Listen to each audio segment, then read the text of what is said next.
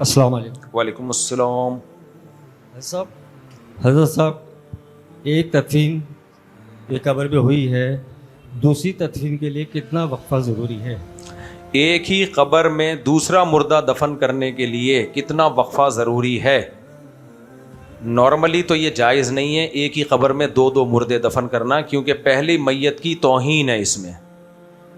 البتہ کہیں اگر ضرورت ہے تو پھر مجبوری کے حکام الگ ہوتے ہیں۔ 10 سال کم از کم انتظار کرنا چاہیے، کیونکہ 10 سال میں عام طور پر میت کا سارا جسم ختم ہو چکا ہوتا ہے، تو اس لیے 10 سال کے بعد اگر قبر کھولی ہے تو اس میں کوئی ہڈیاں وڈیاں ہوں تو وہ کنارے پہ لگا دیں اور دوسرے مردے کو وہاں دفن کر دیں، پھر وہ دونوں آپس میں جو تعلق رکھنا چاہیں ان کے آپس کا معاملہ۔ جزاک اللہ۔